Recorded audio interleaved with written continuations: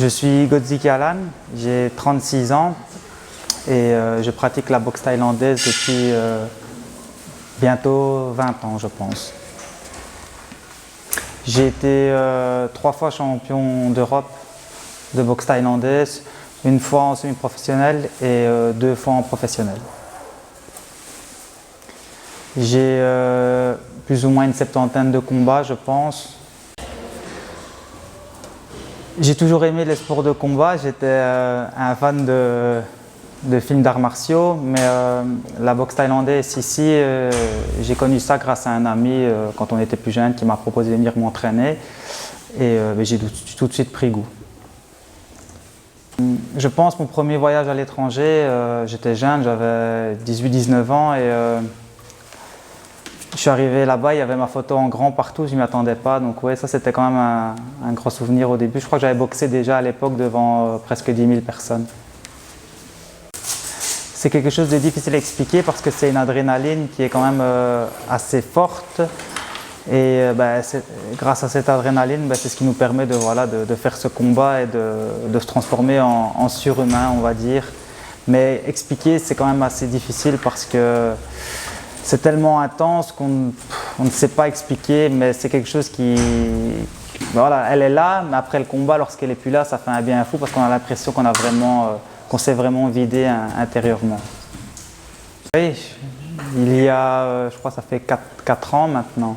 C'était ici, donc à Farciennes, c'était une revanche contre un Italien, donc Lorenzo Piras, où j'avais boxé chez lui en Sardaigne, où j'avais malheureusement perdu, mais c'était pas... je crois que la décision était pas logique. Et donc on avait refait la revanche ici, où voilà, je n'ai peut-être pas fait mon meilleur combat, et où je perds au point aussi. Malheureusement, voilà, je termine ma carrière sur une défaite.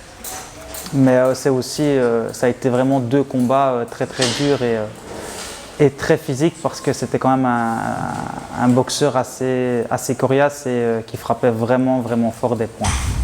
Actuellement, maintenant, je m'occupe des jeunes. Non, je ne recompte pas boxer, surtout à l'heure actuelle, comme on voit comment ça se passe avec le virus du Covid.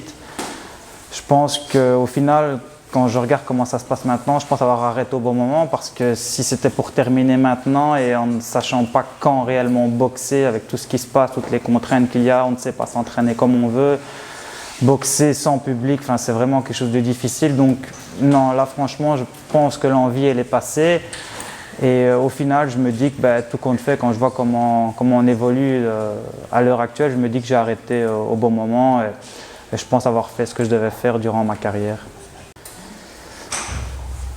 Beaucoup d'entraînement, c'est la première chose parce qu'on ne devient pas, on va dire, compétiteur comme ça sans s'entraîner, c'est pas possible.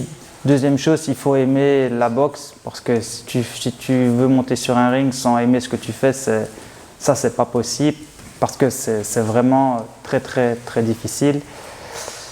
Et la troisième chose, je pense que ça va de soi avec la boxe, c'est une hygiène de vie pendant ta carrière irréprochable. Tu peux te permettre de faire certains écarts, mais lorsque tu prépares un combat, que ce soit au niveau amateur ou au niveau semi-professionnel ou professionnel, tous les combats sont difficiles, donc il faut vraiment s'entraîner dur, faire aucun écart et faire énormément de sacrifices. Je crois que c'est les 3 choses, donc s'entraîner, aimer ce qu'on fait et beaucoup de sacrifices pour pouvoir être un futur champion, on va dire. Merci à toi pour cette interview, franchement c'est gentil, j'espère que ça va t'apporter aussi beaucoup de choses. Et je souhaite plein de bonnes choses aux jeunes du Haussmann Gym qui s'entraînent dur pour le moment et qui espèrent boxer au plus vite. Donc bonne chance à tous et en espérant bientôt parler du Haussmann Gym avec tous ces futurs champions.